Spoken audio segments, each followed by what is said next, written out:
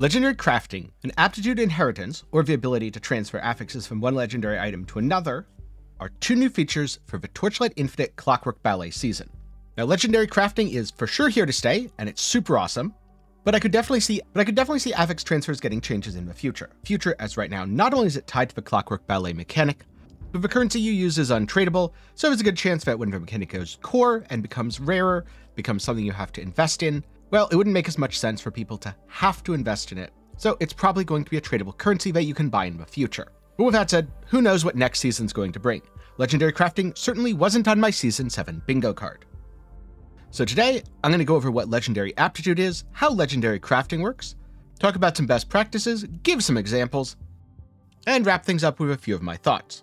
Before I get into that though, if you want to know more about my build in Torchlight Infinite, then do be sure to get subscribed, leave a like while you're down there, and also a big thanks to this video's sponsor XD for helping to ensure that the community has resources like this, while also helping me pay some of my bills, especially at a time where YouTube AdSense is just going down and down.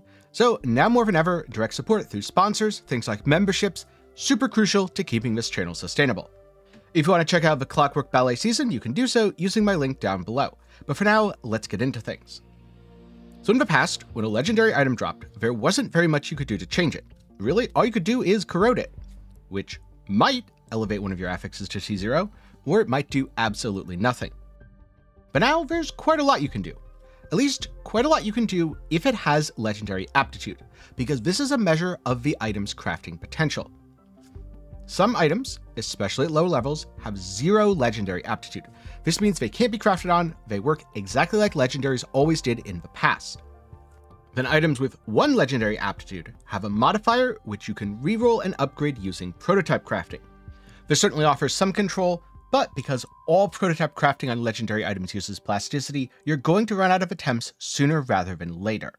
Items with 2 Legendary Aptitude have 1 mod that you can craft with prototype and 1 mod that you can craft with targeted processing. This gives even more control because the targeted processing mod is flexible. You can always reforge the item, taking it off, and putting something else in its place if you decide, hey, I don't need that fire res anymore. Now, items with 3 Legendary Aptitude work a little bit differently, because some of them have 1 prototype mod and some of them have 2. And so far, the main distinguishing factor that I've found is if it's priceless or not. Priceless items are tradable versions of legendaries. This is another change that most legendaries are untradable by default, but they drop way more frequently than before. And you have special tradable versions that are more powerful. They're item level 100, they can roll the best mods. These are called priceless. So a regular 3 Legendary Aptitude item will have 1 prototype mod and 2 targeted processing mods, whereas a priceless one will have 2 prototype mods and 1 targeted processing mod. But since it's priceless, you can also upgrade those mods to tier 0 since it's an item level 100 item, which is really cool. Then last but not least, there's the ultra rare 4 Legendary Aptitude items. Now, I haven't really been going out of my way to farm legendaries, but so far, I've played a good bit this season and I've only found 1. Don't expect to find many. In fact, you might not even find 1 on your entire seasonal journey. They are very rare and very powerful. They have 2 prototype crafting mods and 2 targeted processing mods. And again, the priceless item level 100 ones can roll tier 0 stuff, either by upgrading a mod from T1 to T0 using Ultimate Embers, or by just getting lucky and slamming it with your targeted processing. In terms of how you conduct prototype crafting, it is very similar to crafting on any other item in Torchlight Infinite. And so let's get into a little demonstration here. This 2 Legendary Aptitude Warden's Breastpin, this is not a priceless item, it is not item level 100, and it is not tradable. This means it's significantly cheaper, costing only 20 flame sand. It is still 10 plasticity per try, but the downside is you can't get tier 0 affixes. This is for both the prototype crafting and the targeted processing. In fact, for targeted processing, you can't even get tier 1s, so you might want to get it if you're rolling it in the prototype phase, since it can indeed roll in prototype.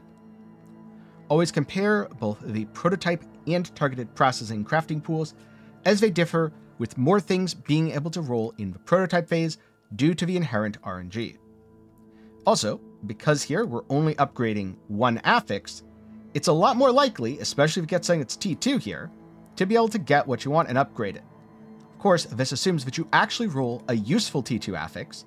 You could very well use all of your items' plasticity and end up with nothing good. But hey, maybe minion movement, attack, and cast speed is ultimately what you need. You can easily upgrade this to T1, because as you can see here, it costs 100 quartz dust, no flame elementium needed. Upgrade it, and now it's time to target process on whatever you want. So, coming over here, in the targeted processing menu, let's just say you needed life. That's a pretty reliable one, especially since certain things like skill level, not going to roll without level 100.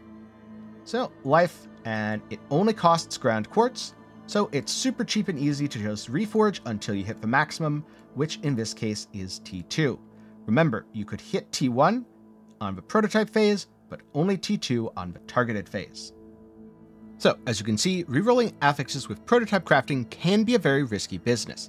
On the other hand, if you have something that already has good mods, but the tiers are too low, you can choose to upgrade them by expending, well, depending on the level of a legendary and the mod you're upgrading, either ground quartz or flame elementium.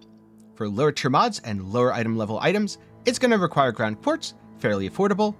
Then for the item level 100 price list stuff, higher tier mods, it starts costing quite a bit of flame elementium.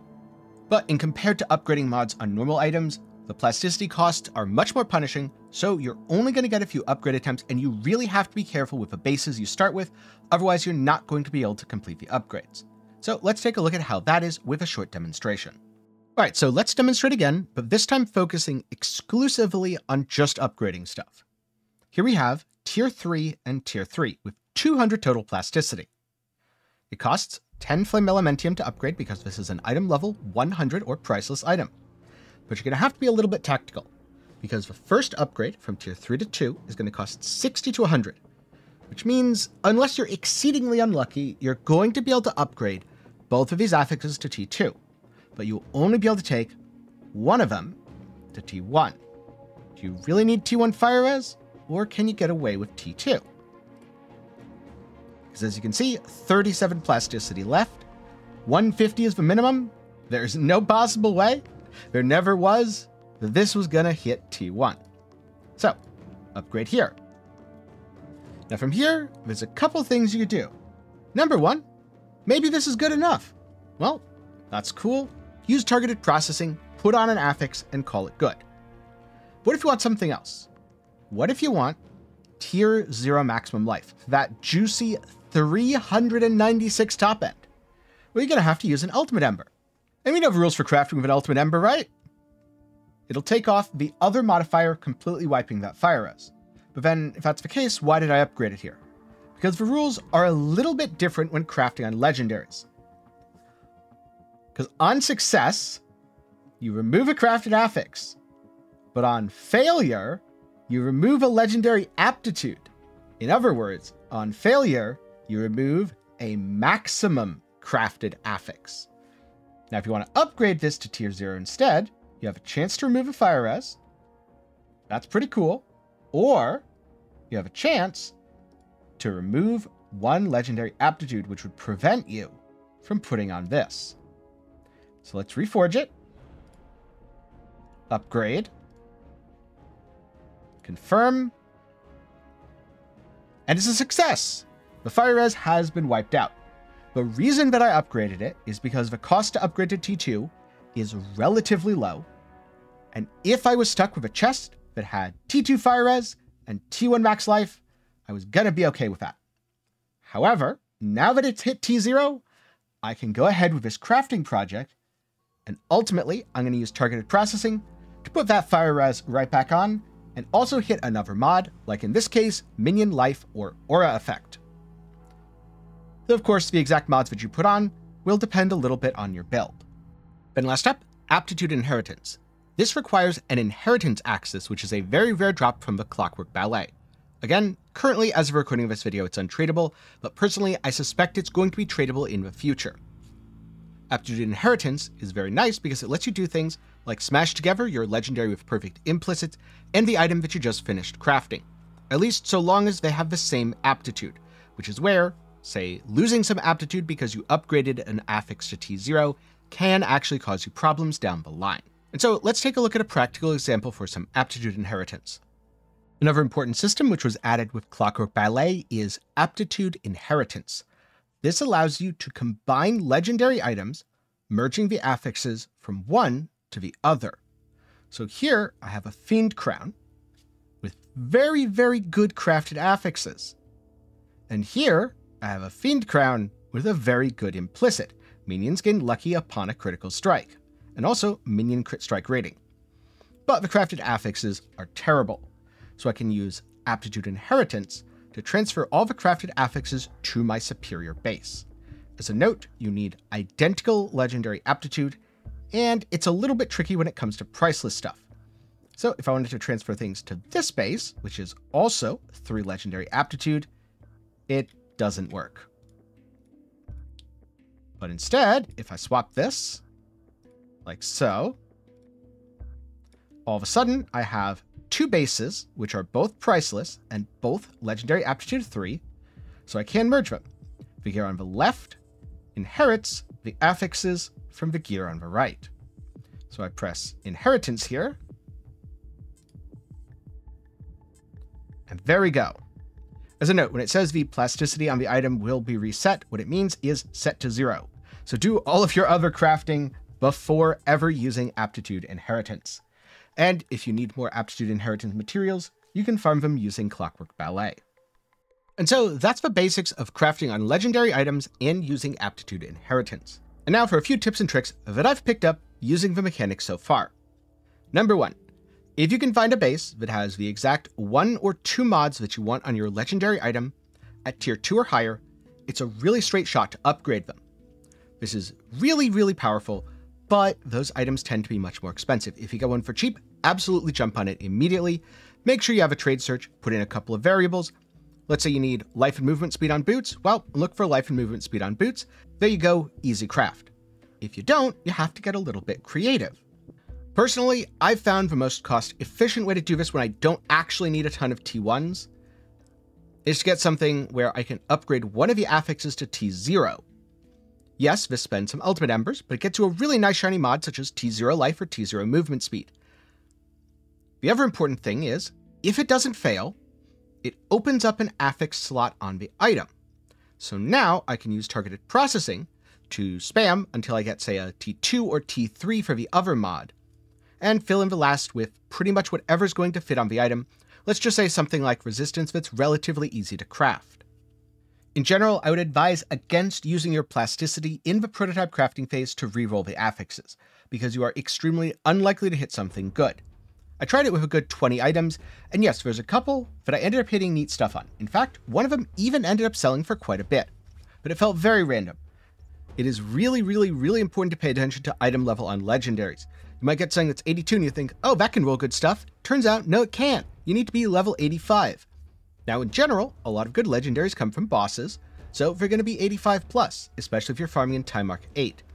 But pay especially close attention to this. Try to get 85 plus legendaries. These have the highest chance of rolling good mods. Or alternatively, if you can afford the increased cost for priceless crafting, absolutely do that, because at item level 100, you can get T1 mods, you can upgrade mods to T1, you can slam them on with prototype, and you can even targeted processing to get T0s, which is really powerful. Something like a T1 T0 legendary or T1 T0 like T4 legendary, way stronger than something that's T2 T2. And finally, if there's an important legendary you need for your build, make sure it isn't hidden on your filter. For example, 2 legendary Aptitude Warden's Breastpin is hidden by the advanced default filter. So if you're playing a minion build, you want to pick that up. Keep in mind it's untradeable. It's not like you're losing money if you have no desire to play minions at all. But if that is a drop that you could use, you need to make sure it's visible on your filter, and some of the default filters do hide those things. So just use a little caution, maybe add a custom rule to automatically show that specific item. But either way, you want to pick that stuff up so that you have bases to craft on. Especially since after you get proper crafted mods, then it's time to start corroding. Corrode until you elevate the thing you want, then slam them together with legendary Aptitude Inheritance. So those are the tips and tricks that have helped me on my legendary crafting journey so far. But if you want to know more, well, do be sure to get subscribed, because if I find out anything new, I'll definitely talk about it in a future video. And with that said, I'm curious, what's the coolest thing you've made so far? Now for me personally, it was definitely this chess piece. First try, I elevate the life from T1 to T0, and I'm like, hell yes. And then it gets so much better. Because then Like 2-3 tries in, slam T0 aura effect. I'm like, all right, I need a res. Don't brick. 50-50. Don't brick, don't brick, don't brick. Slam that res. Super satisfying. Very glad I did it. And hey, now I have a pretty sweet item. So share some of your cool creations down in the comments below. Now, if you want to know my build, I do have a season start version and a build update, but don't worry if a full endgame version is coming out very soon. So stay tuned for that. Second of all, I have a farming strategy, Time Mark 7 and Clockwork Ballet Rush. Worked pretty well for me. I'll link it up in the card and down below. You can check those out after this. And again, a big thanks to XD for sponsoring this video. And also, a big thanks to everyone who's helped directly support, make stuff like this possible by becoming a patron or channel member. If you want to support videos like this, well, a link to support is down below. And with that, that's about it for me today. So, congratulations on making it to the end of the video, and I look forward to seeing you in the next one.